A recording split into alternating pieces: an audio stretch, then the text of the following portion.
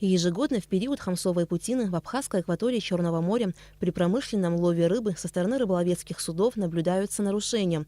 Буквально вчера жители Пицунды сняли на видео, как несколько рыболовецких сейнеров нарушили 500-метровую зону и ловили рыбу в 200 метрах от берега.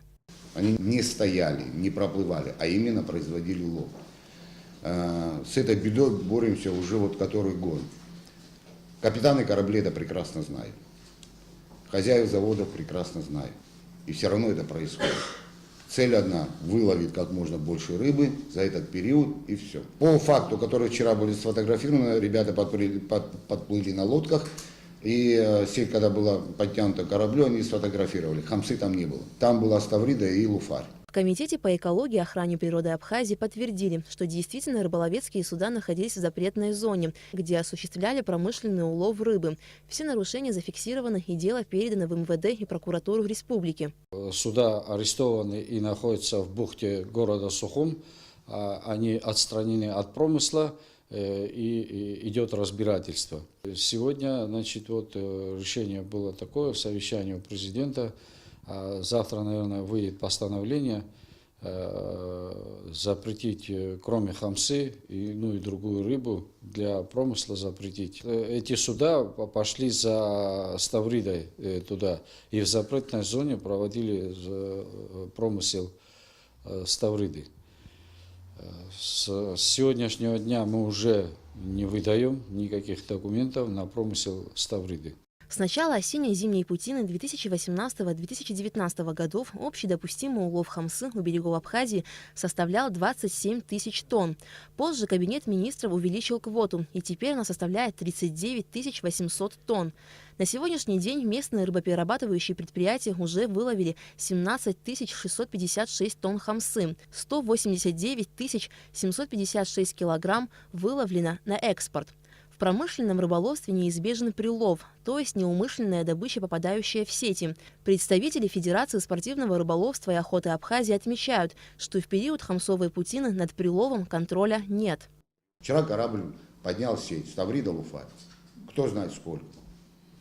Будет ли он оштрафован за незаконно пойманную рыбу? Вот вопрос. Да, 3000 ему выписывают, а за незаконно пойманную рыбу, а закону надо штрафовать. Как раз по этому вопросу, и вот статья, я как раз искал эту статью, хотел прочитать. Статья 12. Уловы с содержанием рыбы непромысловой меры свыше установленного количества, а также рыба, выловленная с нарушением настоящих правил рыболовства, вне зависимости от того, где они будут обнаружены, на местах лова, в пунктах приема, обработки и реализации, органами рыбоохраны отбираются и сдаются на рыбозаводы или торгующим организациям по действующим приемным ценам. То есть, когда мы ловим, вот пример, эти 3 корабля, которые были вчера пойманы, зафиксированы, оштрафованы, их весь этот прилов, включая даже хамсу, потому что они ловили в неположенном месте, весь прилов должны представители власти выбрать и выкинуть на рынки, на магазины, и, соответственно, они должны, эти корабли или представители заводов, оплатить штраф.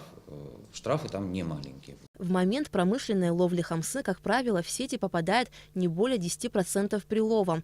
В сетях могут оказаться около десятка видов рыб, и на каждой из них выделена допустимая квота. К примеру, квота на рыбу катран составляет 5 тонн, на барабульку 100 тонн, а на луфарь 200. Рыболовецкие суда производят улов кошельково-пелагическим неводом, что исключает попадание в сети ценной рыбы, говорят экологи. Кошельковый пелагический невод, он в толще воды ловит рыбу.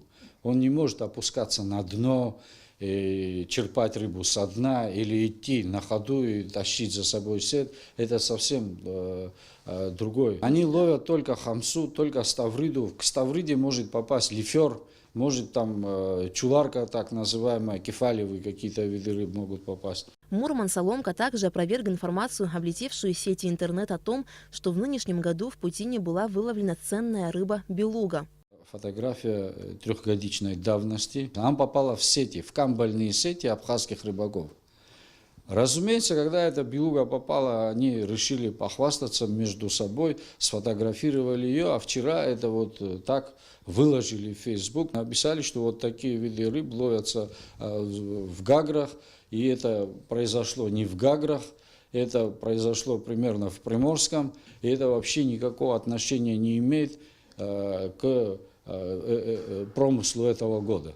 Как нам сообщили представители Федерации спортивного рыболовства и охоты Абхазии, от имени общественности в Комитет по экологии и охране природы, а также в Парламентский комитет по аграрной политике, природным ресурсам и экологии в скором времени будет направлено письмо с требованием запрета промышленного лова рыбы в Гагрской и Пицунской бухтах. В Федерации также считают необходимым контролировать количество вылова рыбы и увеличить штрафы за нарушения.